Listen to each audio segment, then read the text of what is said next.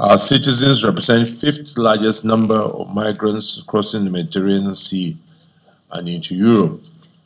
And the number of females arriving in Italy alone increased by 600-fold in just 3 years.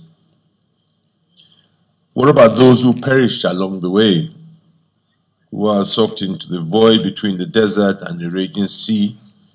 We have over 10,000 Nigerians estimated to have lost their lives in this last year alone. We all saw the bleak images of coffins of 26 Nigerian girls who were laid to rest in Italy last November. This is what brings us today to this ancient city of Benin.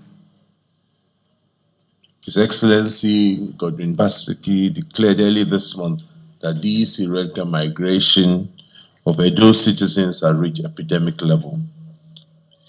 He gave the statistics, and even more disturbing is the fact that it is now trafficking of young males that has even overtaken females in the state for the first time. That is very disturbing. Okay. Did they tell you what was going to be happening when you reached Europe? Yes, they did. Okay. What specifically were you told? They told me that I was going into prostitution for like 6 months. Then, because I used a student visa, then I can find other ways of making money aside the prostitution. Tell us a little bit about what the working conditions were like after you arrived. The working condition, we have to sleep with different kind of men. It was on the streets. We stand on the road. You're standing on the road. Yes. That was how we used to hustle. So you needed a passport. Obviously, you were traveling by air. Yes. Okay. And where did you go to get a passport? It was in this immigration office. Which immigration office? Here in Benin? Yes. Okay. Were you asked to approach anyone specifically at the immigration office? No, they brought me to one man that did the passport, but I didn't know his name. You don't remember his name? Okay. When you said they brought you to one man, the person who was taking you? No, it was the person that was taking me took me to another mad immigration office. Okay, so there was specifically somebody in the immigration office that they took you to? Yes. Okay, but you don't remember the person's name? No. Okay. You also needed a visa to travel overseas? Yes. Right. What type of visa? It was a student visa. Okay, so you went to the Russian embassy here? Yes, no, in Nigeria. Lagos. In Lagos? Yes. Who paid for your travel to get to Lagos? It was the woman that was paying for the woman being the madam? The madam that was paying for it. Okay. Did you have to provide any student documentation at all to show that you were even in school? No, I didn't. It's just the passport they took. Then I went for the interview. Then they gave me the visa. Before you left Nigeria, were you told that you would have a debt, an amount of money that you would have to pay back? Yes. Okay, how much was that? $50,000. $50,000? Yes. Okay.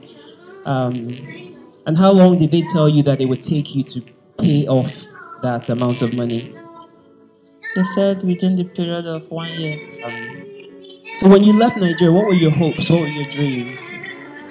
I was going there to make money to further my education. That was the main reason I was going there. That was your plan? Yes. So if you had money before you left Nigeria to be able to continue your education, would you still have left? Not at all.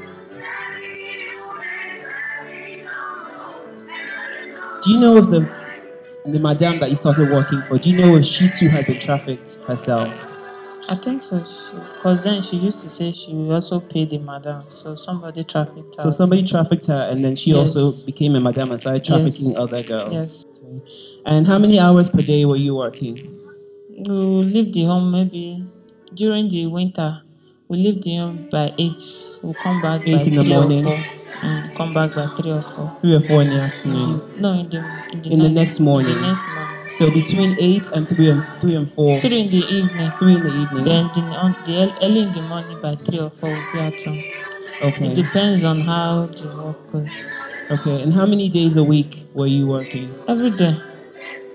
Every single day? Yes. Did it matter whether you were having your period or anything She like said that? no, that we should use, there's a disc she used to give to us to block it. She does not allow us to stay at home. Okay. And how many clients per day were you? It depends. Sometimes 6, 7, 8. It depends. And how much were you earning from each client? This was in rubles, right? Yes, it was in Okay. rubles. About how much per client? Per clients, sometimes 1,500, 2,000 rubles.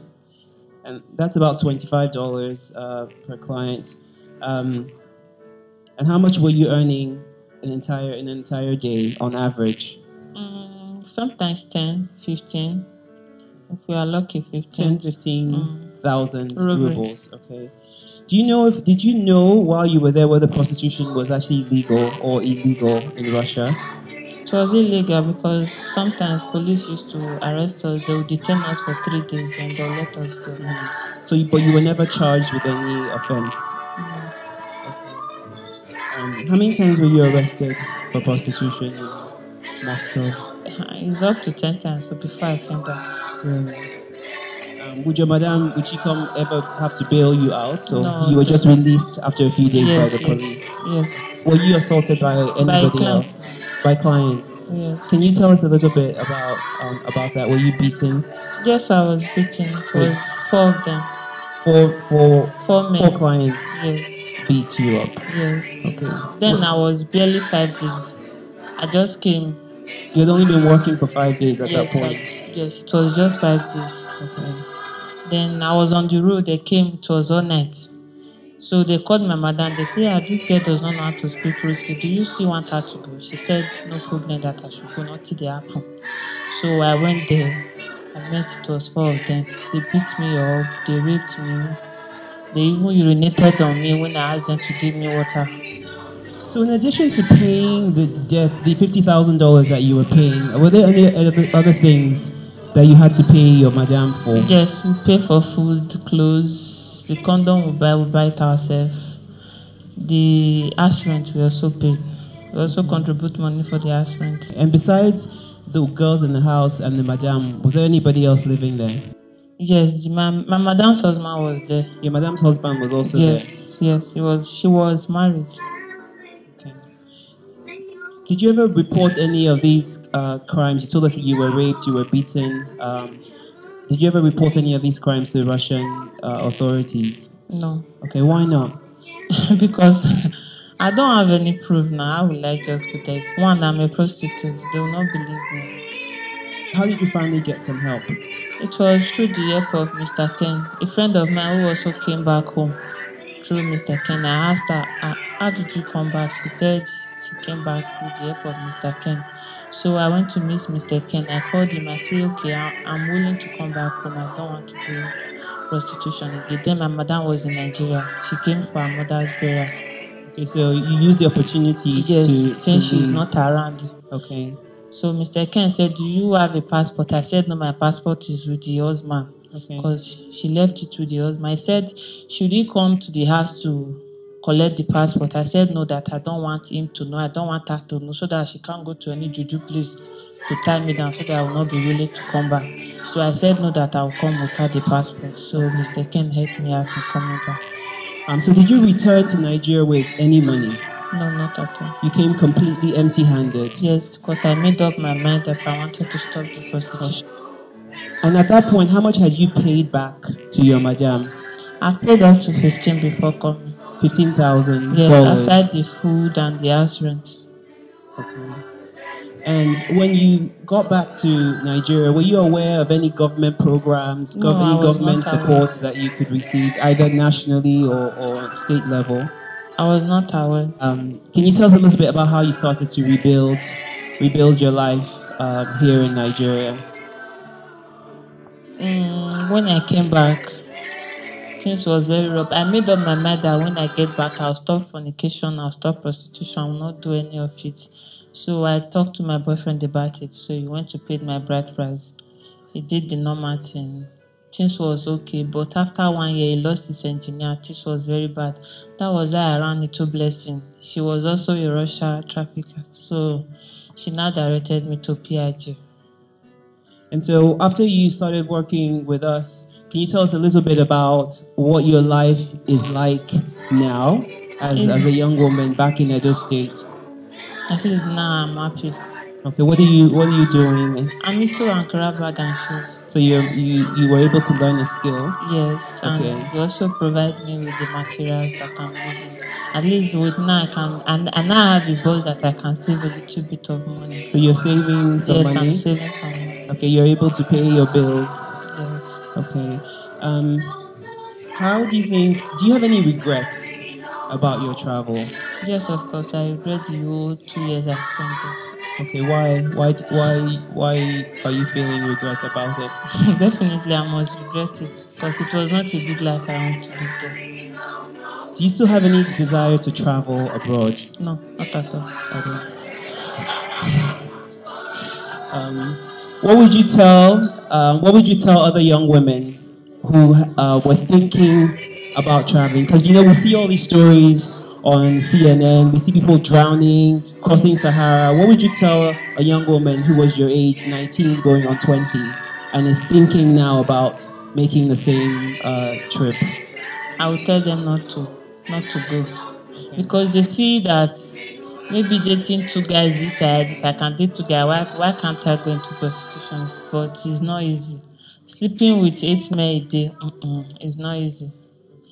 It's not. Now, so there are many government officials here. There are many senators, Senate President, Edo State Governor is here, and his deputy is also here. Is there anything that you would like to say to them, or is there something that you think that they should know? If they can make a free education.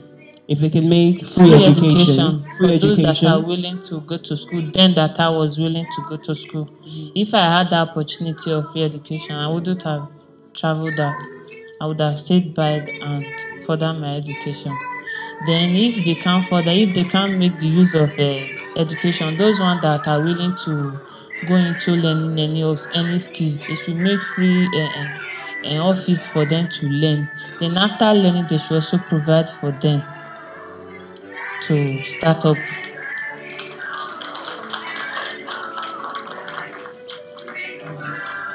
Is there anything else that you would like them to know about your trip, your journey, or your life now, or any recommendations? Anything else that you think that they should be aware of? I don't understand. Okay. All right. You don't have anything else to share with them? Okay. No. Okay. All right. So we want to thank you. All of us were grateful, right, for her presence here today. We wish you all the best with your husband, your family, and your baby. Thank you. We're glad that you returned safely. Thank you. My distinguished colleagues, all those who have come here, to really, on behalf of all of us, thank the two young lady and young guy who have taken it to be here, to be so brave, and to share their experiences, not really for themselves, to share their experiences for others, so that they don't go through what they've been through. And I think it lays emphasis of why we're here. If for nothing else, for these two Nigerians, we must make sure that these 2 days does not just end up in just talk. We must be able to live here with a roadmap and begin to meet these challenges. For the sake of these two, I want to thank them all for their bravery, and I assure you that we'll make sure that this was not an effort in futility. Thank you so much.